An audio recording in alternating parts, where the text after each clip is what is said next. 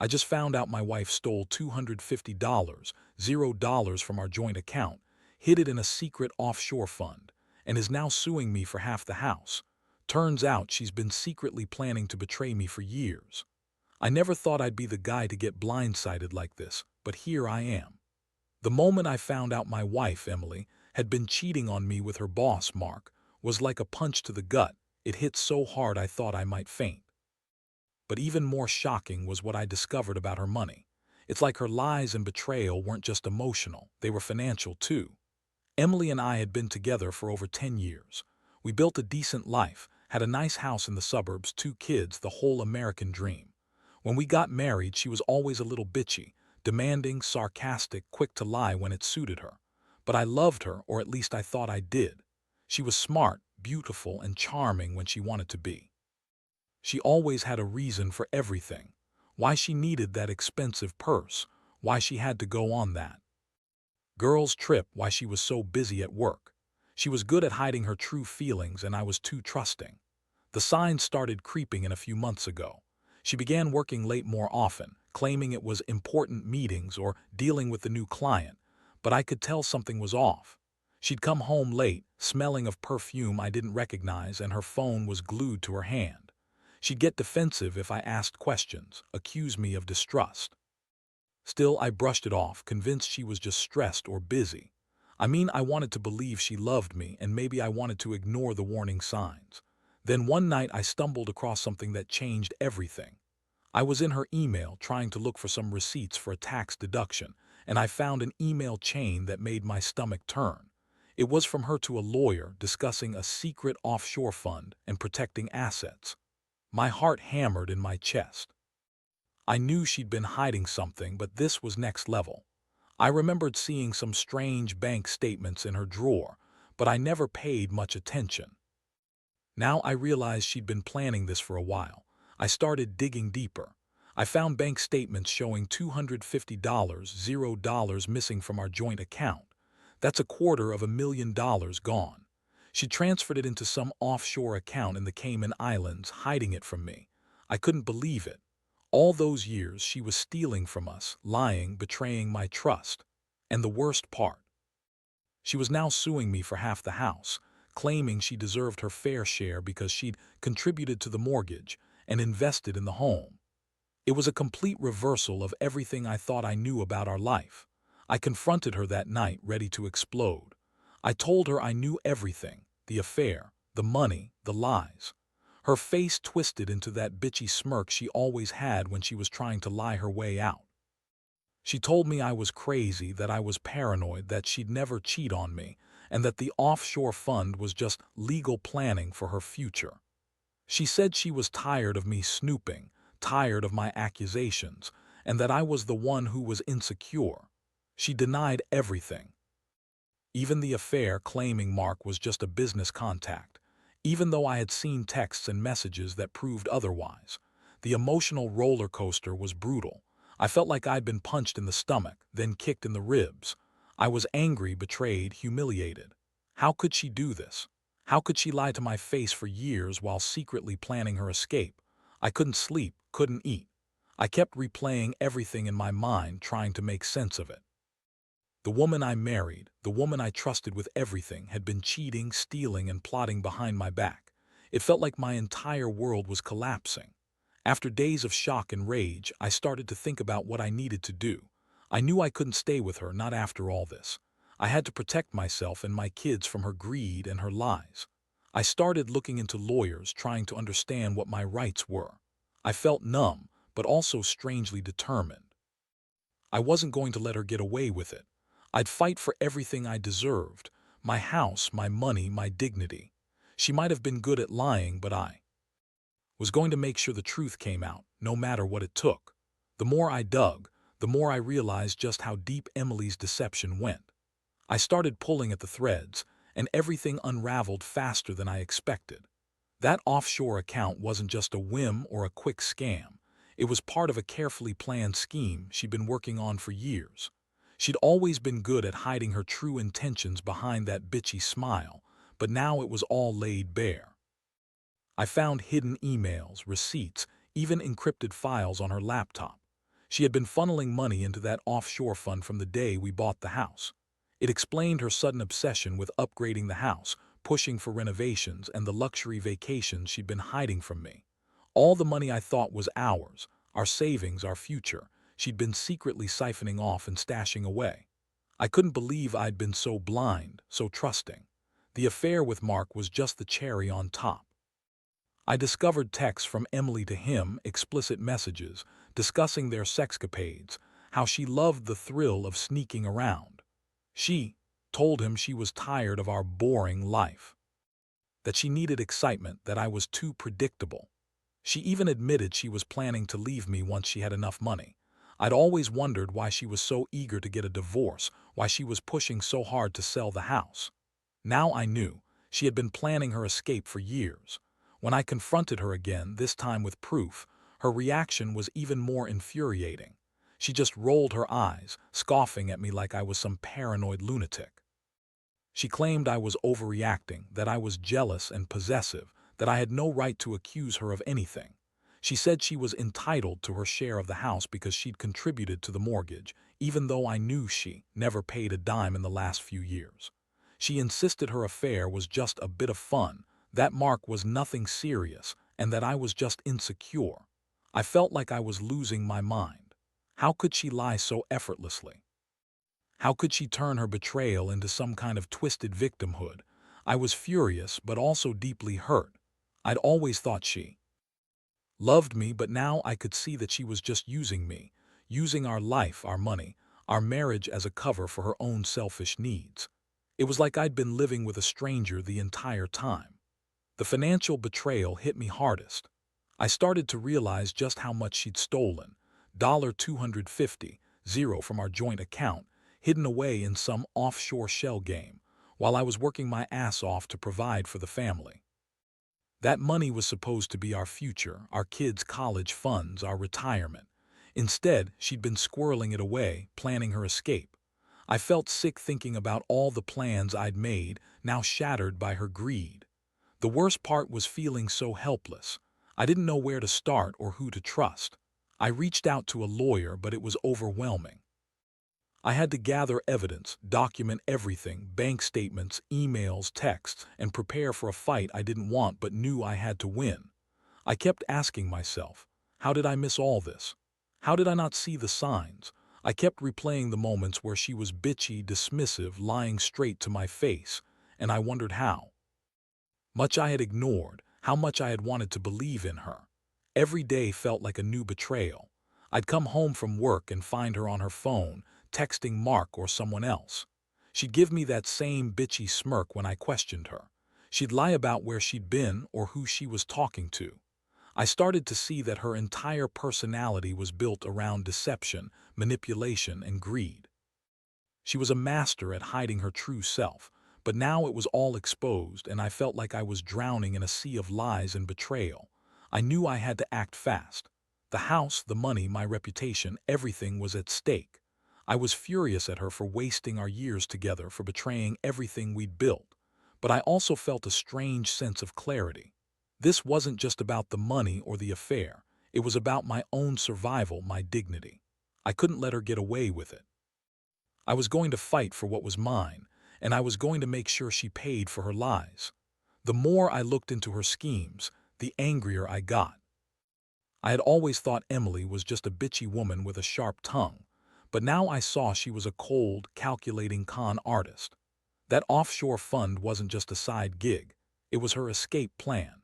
She'd been planning to take the money, leave everything behind, and start fresh somewhere she could hide her tracks. And she was so confident she could get away with it that she was even suing me for half the house, claiming she deserved her share because she'd been contributing all these years. The day I found out about the offshore account, I started pulling every string I could. I hired a private investigator, someone who knew how to dig into offshore dealings and encrypted files. I needed proof, hard proof, to make her pay, and I wasn't going to stop until I had it. I also contacted a financial advisor and an attorney specializing in divorce and asset recovery. I needed to be ready for whatever she threw at me. Meanwhile, Emily's attitude only got bitchier. She'd throw tantrums, curse at me, call me paranoid, and accuse me of trying to ruin her life. She'd say I was jealous of her success or that I was obsessed with money. She insisted she was just trying to protect her future, that I was the one holding her back. She even had the nerve to say that I was controlling her, that she was free to do what she wanted. That's when I realized her definition of freedom was just doing whatever she pleased, regardless of who got hurt. One night, I caught her sneaking into her closet, pulling out a bunch of documents. I confronted her, and she spun a web of lies. She told me she was just organizing her papers, that she had every right to keep her secrets, but I knew better. I saw the way she was clutching a folder, trying to hide it from me. I demanded to see what was inside, and when she finally handed it over, my blood ran cold. It was a stack of bank statements, legal documents, and offshore account info, proof that she'd been hiding money all along. That's when I decided I had enough. I sat her down and told her that I knew everything about the affair, the offshore fund, the money she'd stolen, and her plans to run. She looked me straight in the eyes and lied again, insisting she was innocent, that I was crazy and jealous. But I didn't buy it anymore. I told her I was done playing her game. This wasn't just about money, it was about respect, about trust, and about my dignity as a man. The confrontation turned ugly fast. She started yelling, calling me paranoid, possessive, and delusional.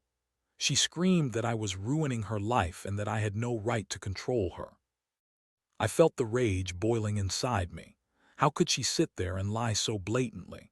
How could she accuse me of trying to control her when all I wanted was the truth? I told her she was a selfish bitch, that she'd been lying and stealing from me for years, and that I was done being her punching bag. I knew I had to act quickly. I contacted my lawyer and told him I was filing for divorce immediately.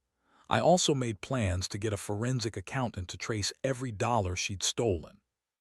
I wanted her to face the consequences of her actions, losing the house, her money, and whatever she thought she could get away with. But more than that, I wanted her to realize that her lies had consequences. I had been blind for too long, trusting her blindly, and now I was paying the price. That night, I stayed up late, going through every piece of evidence I had gathered. I felt a mix of relief and devastation. Relief that I finally knew the truth, and devastation because I realized how much I'd lost: my marriage, my trust, my sense of security. I looked around the house we built together, and for the first time I saw it all differently. It was no longer a home, it was a monument to her lies and greed. I knew I had to get out, start over, and rebuild my life from the ground up, and I was determined to make her pay for what she'd done. The days that followed were a blur of legal consultations, financial chaos, and a sinking feeling in my gut.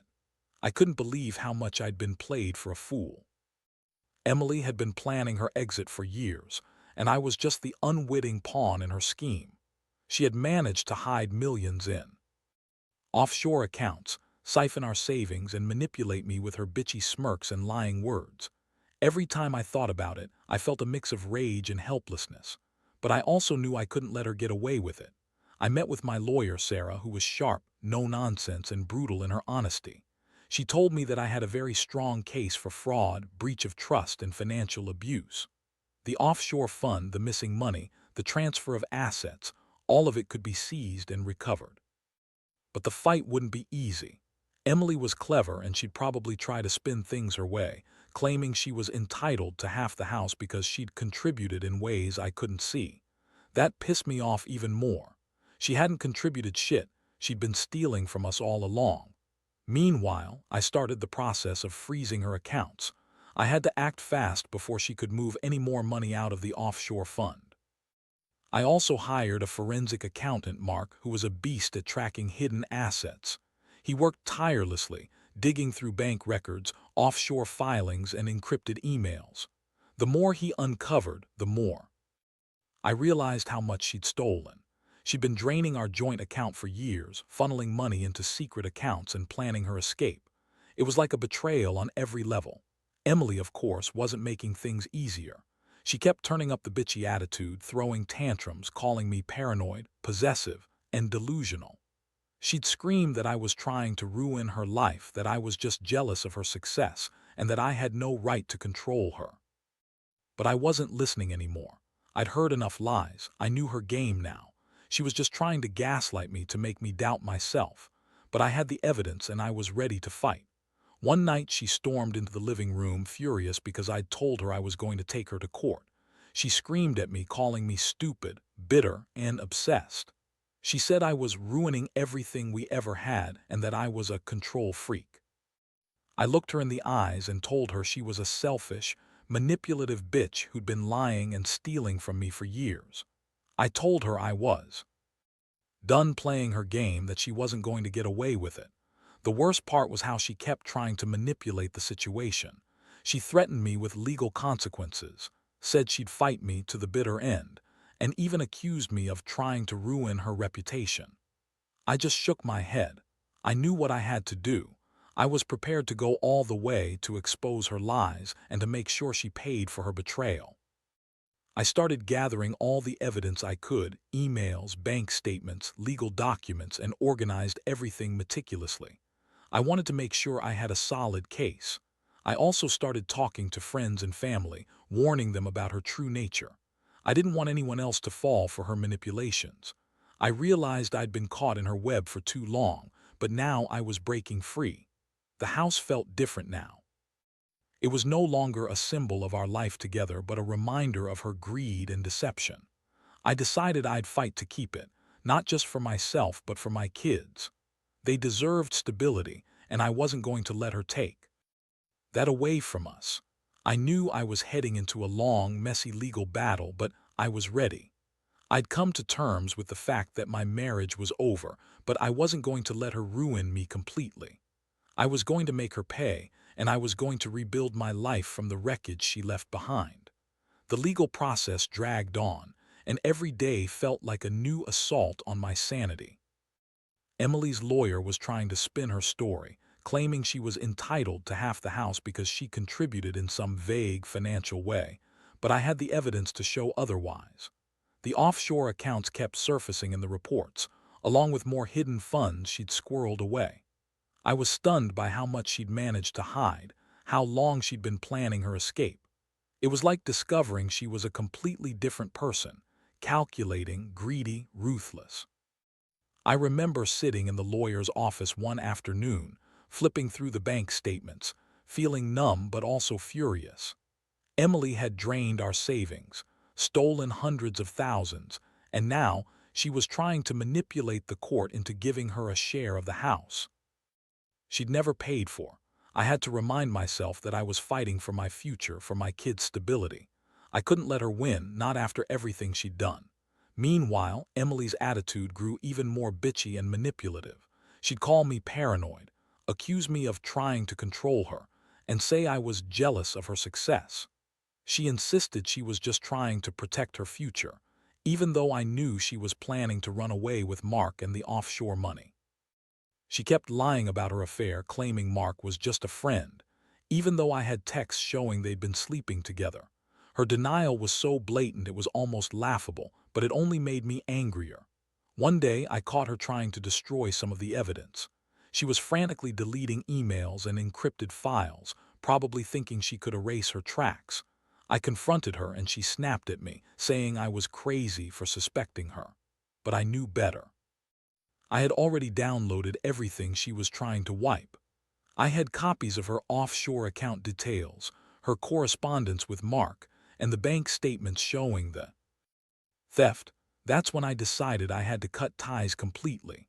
I told her I was filing for full custody of the kids and requesting a court order to freeze any further assets she was trying to hide. I wanted to make sure she couldn't do any more damage. I also told her I was going to expose everything she'd done, her affair, her theft, her lies, in court. I wanted her to face the consequences and to understand that her manipulations wouldn't work anymore. The court date was set, and I prepared myself for the fight of my life. I knew she'd pull out all the stops, more lies, more manipulation, maybe even accusations of abuse or mental instability to try to sway the judge. But I had the evidence, the truth, and the support of a good legal team. I was determined to come out of this with my dignity intact and to protect my children from her greed-driven chaos. That night, I sat alone in the house that once felt like home, now feeling like a battleground. I thought about everything I'd lost, trust, stability, my marriage, and everything I stood to lose if I didn't fight. But I also realized I'd gained clarity. I saw her for what she was, a selfish, manipulative woman who betrayed me in the worst way possible. I knew the road ahead wouldn't be easy, but I was ready. I was going to fight for my future, for my kids, and for the truth. And no matter what, I would make sure she paid for the lies and betrayal she tried to hide behind that bitchy smile. The court hearing was intense, but I knew I had everything on my side: evidence, facts, and a resolve that refused to back down. Emily showed up, her usual bitchy smirk in place, acting like she was the victim. She spun her lies about how she was entitled, how I was trying to control her, and how she deserved her share of everything. The judge wasn't buying her act. My lawyer laid out the full scope of her deception, how she'd stolen hundreds of thousands from us, hidden it in offshore accounts, and planned her escape all along. When the judge finally ruled, I felt a strange mix of relief and exhaustion. The court awarded me full control of the house, ordered Emily to pay back the stolen money, and froze her offshore accounts. She looked furious, her bitchy mask slipping for just a moment, revealing the guilt beneath. She tried to argue, to spin one last lie, but it was over. The judge saw through her manipulation. Her plans to run away with Mark and the offshore money were thwarted, and she was left with nothing. In the aftermath, I felt a strange sense of liberation. I had fought tooth and nail for my dignity, for my future, and I'd won. The house was now mine again, and I was determined to rebuild what I'd lost. The scars of betrayal still ached, but I knew I'd be okay. My kids and I were moving forward, free from her lies and greed. I cut all ties with Emily, blocking her from my life, and started focusing on healing. Looking back, I realized how blind I'd been for so long. I let her manipulate me, ignore the warning signs, and trust her when I shouldn't have. But I also learned that no matter how much someone lies or betrays you, the truth will always come out in the end. I learned to trust my instincts, to stand up for myself, and to never let anyone take advantage of my kindness or naivety again. If I could give one piece of advice, it's this: don't ignore the warning signs. People can hide their true selves behind a bitchy smile or a pretty face, but the truth always surfaces. Protect yourself, your money, your dignity, your heart. Because once someone crosses that line into betrayal, it's almost impossible to go back. But you can fight, and sometimes that fight is what saves you. I did, and I'm finally free.